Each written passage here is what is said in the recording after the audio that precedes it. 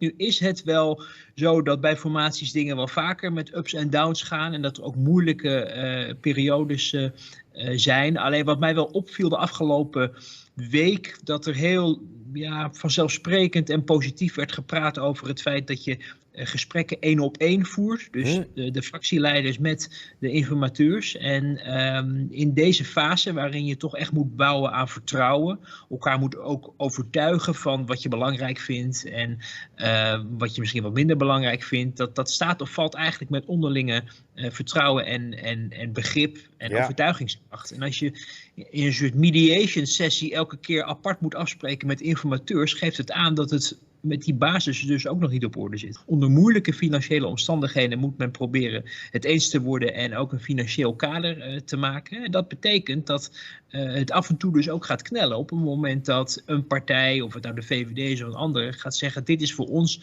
heel erg belangrijk. Lack of trust, no basis, hard financial times. What are we talking about? Let's get back in time for a bit. For about 5 months ago, November the 22nd, this happened. Het wordt allemaal echt anders. Vanavond zal in het teken staan van uitslagen en natuurlijk ook de exit. 35 zetels voor de PVV, een verdubbeling dus. 35!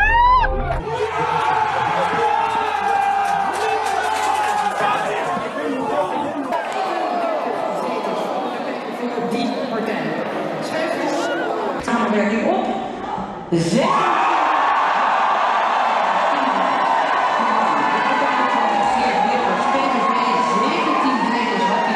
zagen groeien afgelopen jaren in de parlement. En kijkt u eens mee, van 17 naar 35 zetels voor de PVV, een verdubbeling. De kiezer heeft gezegd, we zijn het zat, we zijn het spuugzat en wij willen. En daar gaan wij voor zorgen dat die Nederlander weer op één komt te staan.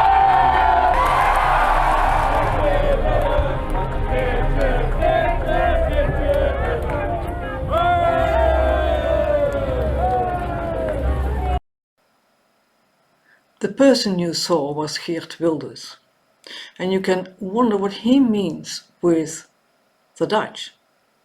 And why are the members of the other parties looking so devastated? Geert Wilders is the leader of the PVV, Partij voor de Vrijheid, Party for Freedom, and he won the elections in a landslide on November the 22nd last year. It is also the party that is seated on the most far right of our country. But why the devastation? It is both easy as difficult to answer.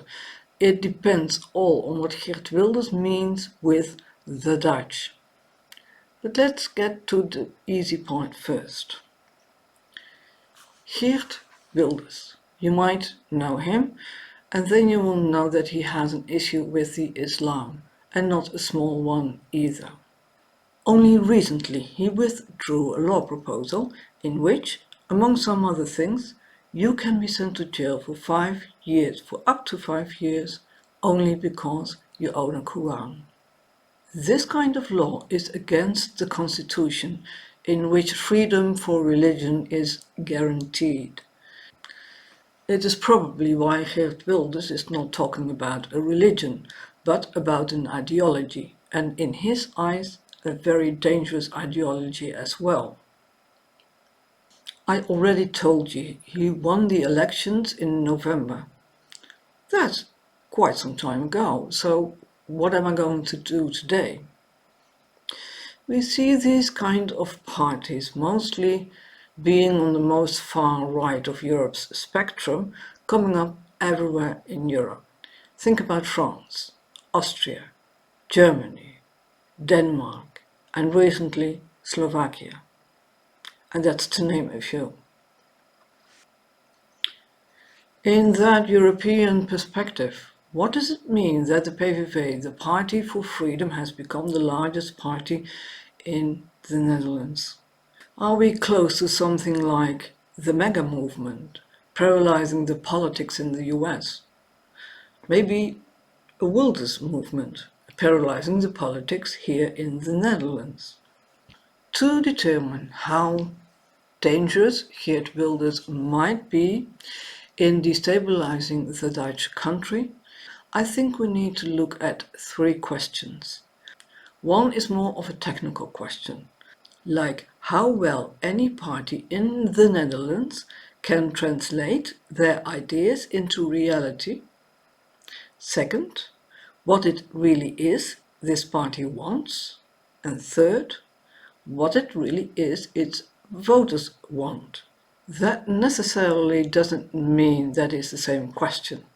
Today I will concentrate on the PVV here in the Netherlands, but in other vlogs I will go abroad as well, because I am more interested in what is really going on here in Europe, as well as in other countries like the US, most Western countries.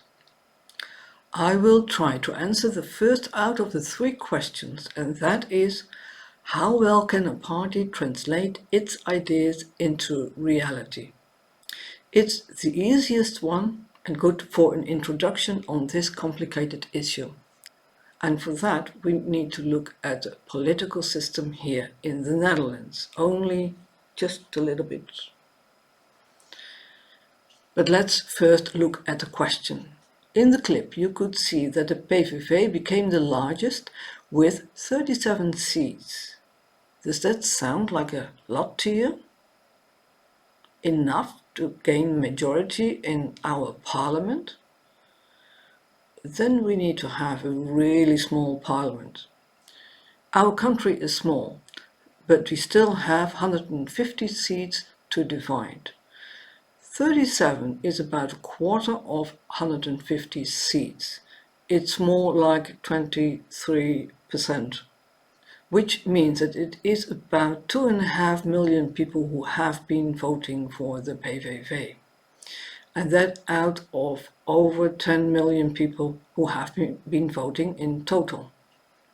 He doesn't have a majority, he only has 37 seats. But with it, he became the largest party here in the Netherlands, and with a landslide. The second party came in at 25 seats. That is, by the way, a left party. Polling shows us that Geert Wilders can even grow to 50 seats, maybe even a little more. Would elections be held today, that would probably be the number. It still isn't a majority, but it is a third of all the voters, and that is a lot. So a lot of people ask themselves, why the PVV?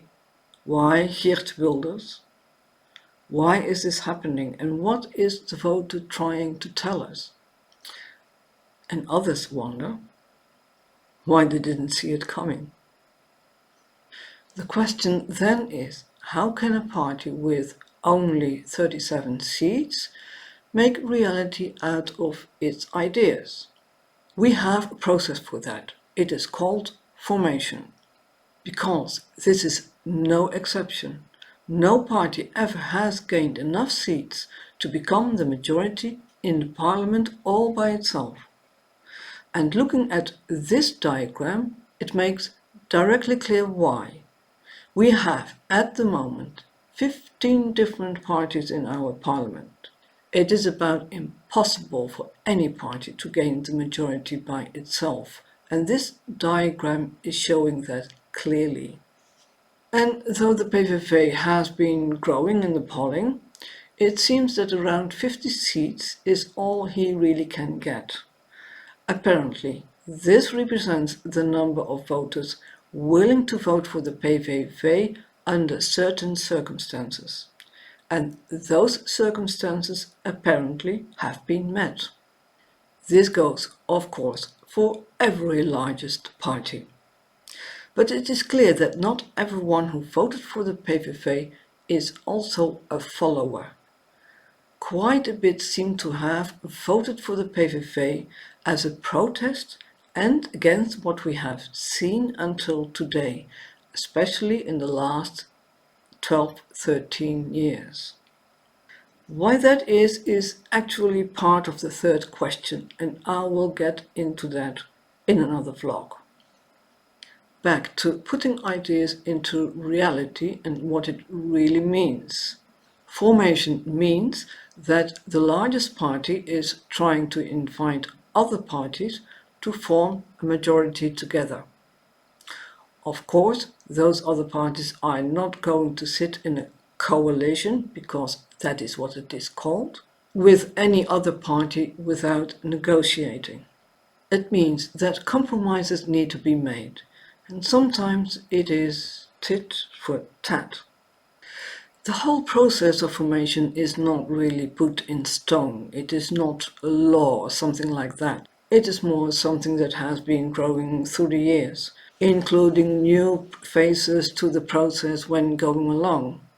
Normally we have 3 phases, but this time around we already are at phase 4, and we don't know whether new phases are going to be added to it. And if you really look closely, you can see that the first 3 phases were actually phase 1, what it used to be, a scouting phase, although they have been talking about content, which is actually phase 2. And I also need to say that the second phase, the parliament was already sworn in. It means that it is officially the second phase in the old one. But we don't know, this 4th phase, is that a new phase?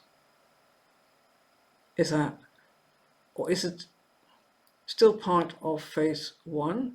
But I think we are in phase 2 now. And maybe this 4th phase is going to be the 2nd and the 3rd phase. And together. But that is only when everything goes well. And I'm going to tell you, spoiler, later on, that it isn't. But if you still can follow where I'm getting, you will understand that this formation is really hard. But the 4 parties who are now trying to form a coalition do understand that there is no alternative. They need to do it with those 4 parties, and everybody agrees on that. Part of that is that other parties don't want to be seated in a coalition with the PVV. So those 4 parties want to, although 2 parties are a bit like not sure, especially one. But the alternative is that we go back to elections and nothing is going to change. So there is no alternative, and they understand that. This process of formation is actually quite a long process. It can take up easily a few months. And if it is successful, meaning that they are going to form a coalition, then the results of the negotiations form the governmental agreement. This agreement is for 4 years, because that is the mandate this new coalition gets. Often this agreement is worked out into details on a whole range of topics. I mean, whatever you think may come up in the next 4 years will be discussed and will be negotiated upon. But when such an agreement is made, it is expected from party members to vote along the lines of this governmental agreement. Of course, during the formation process, party leaders will talk with their faction in the parliament, and sometimes even with all their members, to know what decisions to make. I need to say, though, that the exception to that is Geert Wilders. Geert Wilders is a party by himself. It's a one-man party. So he only needs to discuss with himself. You can wonder who those other 36 people are. in the parliament, but they seem to look upon themselves as members of the PVV, and everybody else is doing the same thing. I don't think that Geert Wilders is talking to the whole of his faction in the parliament. I think that he is only talking to a few trustees out of the party, but that's my idea. I don't know. I really don't know. This kind of party is actually unprecedented within the democracy, because the structure of the party itself is not democratic. And we do know that Geert Wilders likes control. Let's have a look for a bit at the second question, only briefly, because I'm not going to get into it all too deep. But to understand what is going on at the moment and how this specific political system works, I think we need to get into some content. We already saw that when you start to form a coalition, you also need to make compromises or even drop a few of your most important topics. A few months before the elections, Geert Wilders changed his tone and demeanor, and although he still feels the same about his program, it hasn't changed. He has been willing to make changes for now. He has made clear that he is not going to bring up the Islam. He understands that to be able to invite other parties to form a coalition, he needs to restrain himself. No other party has the Islam or the Muslims as focus point. That is different when it comes to migration in general and asylum seekers specifically. And that is why those four parties are now trying to form a coalition. Last week, it also became clear that he is not going to push for a Nexit. And we know that because the European program has been released. No mention of the Islam either, although Geert Wilders would like for the Netherlands to have a separate position within the EU when it comes to asylum seekers. And besides all that, he also has said that he is in favor for support of Ukraine. Although nobody knows what that really means. But people don't know whether they are looking at the real Geert Wilders now, or that the real Geert Wilders is the one from the past. Because for about 20 years he has been insulting people, insulting groups, insulting people in the chamber itself, the parliament that is, and he has been very clear on how he feels about certain topics. But it might be that he just wants to bring the attention of other political parties on those issues, instead of that he is willing himself to go that far. And when we look at the United States and the mega movement over there, are we creating now a Wilders movement? Who knows? I need to say though that when it comes to the political system, it is quite different. I will get back to that. Nobody knows what he really wants. It seems obvious, but when you start to think it through, for instance, this letting the Dutch people coming first, who are they? Only the white folks who are living in the Netherlands for generations, like me? Or also nationalized immigrants? And of course, their offspring. And does that include Muslims? When you look at what he has been saying in the past, it is not that clear. But let's see what is still possible for him, because he has given up quite a bit, leaving the Islam out, not pushing for a Nexit, and supporting Ukraine. Obviously, it will have something to do with asylum seekers. As far as he is concerned, no asylum seeker will come into our country again. No other migrant will come into our country again. That is what he said. But I notice with others that asylum seekers are most in his focus. And with it, we circle back to the Islam again. Because that is the main reason how Muslims nowadays get into our country. But besides, Geert Wilders doesn't like to look abroad. I think it has something to do with the feeling, or maybe the reality, of losing your identity.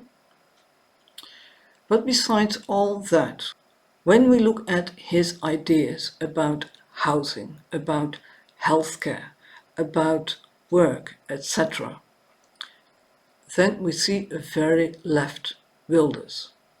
When it comes to what people can find in their wallets at the end of the month, his ideas are left. And I'm talking about average Dutch people.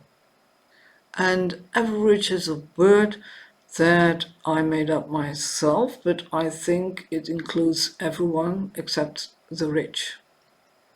More housing, for instance, a really big problem here in the Netherlands. And of course, foremost, affordable housing.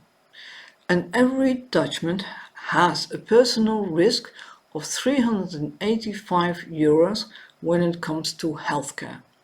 He wants that money to flow back into our pockets.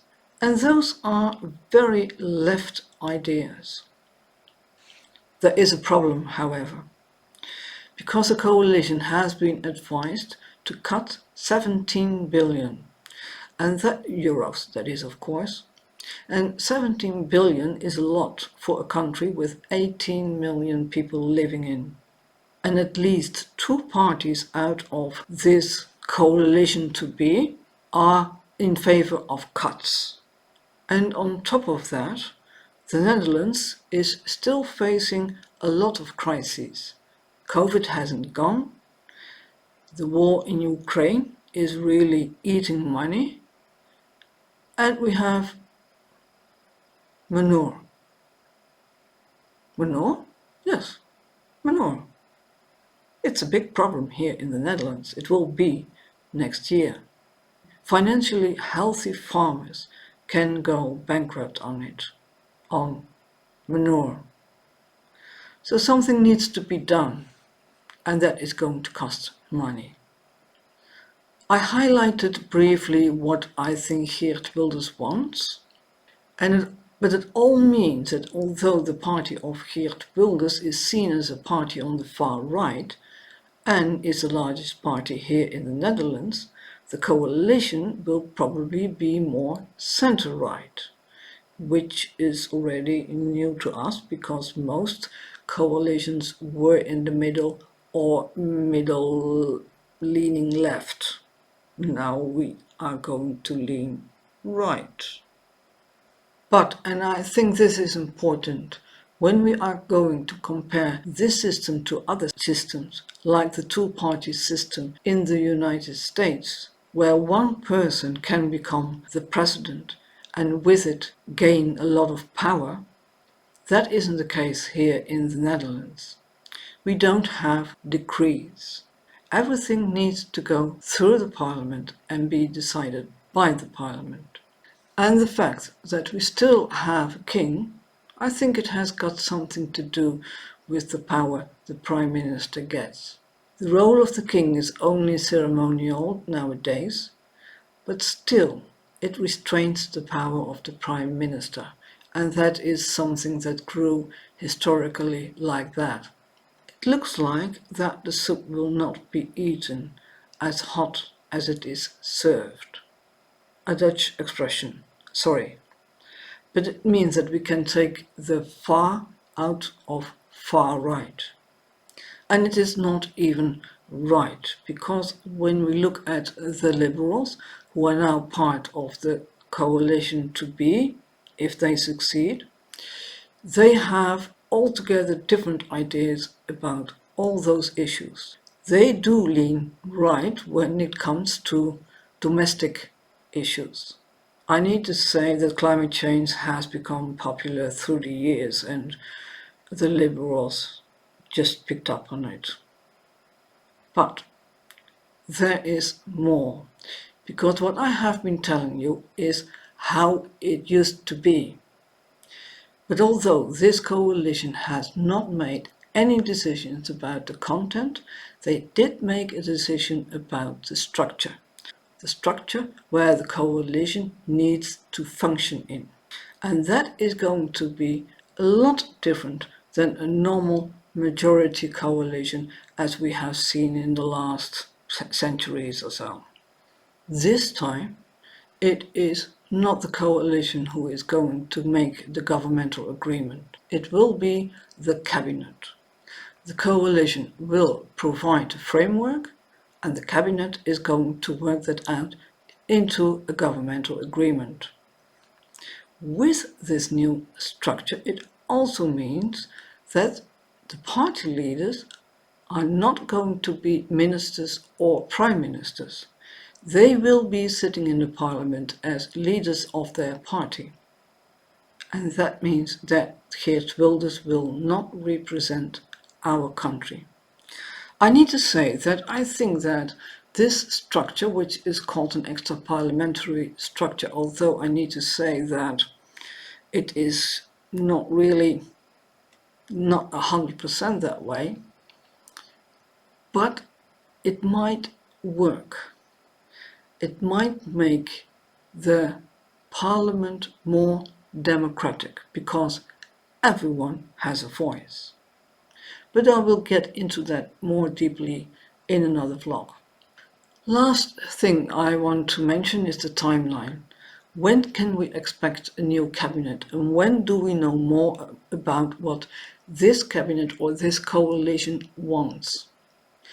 Well, we are already 4 months in, but the coalition has said this coalition to be that they need another month to wrap things up. And nobody actually think that they will. It is not realistic. In the meantime, we do have a new parliament. They have been sworn in on the 6th of December. We don't have a new cabinet yet. We are still working with the outgoing cabinet. But they do make big decisions, especially when it comes to the war in Ukraine.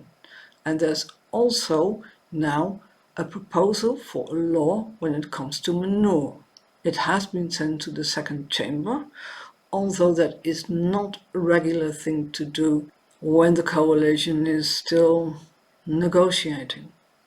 But I guess the war in Ukraine is not going to wait until we have a new cabinet. So expenses are made, and we are talking about billions. That means that the budget that the new coalition can work with is even worse.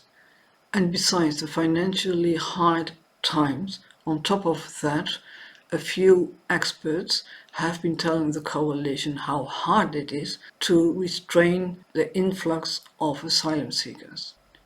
It is actually something a lot of people already knew, and it might be that Geert Wilders knew as well.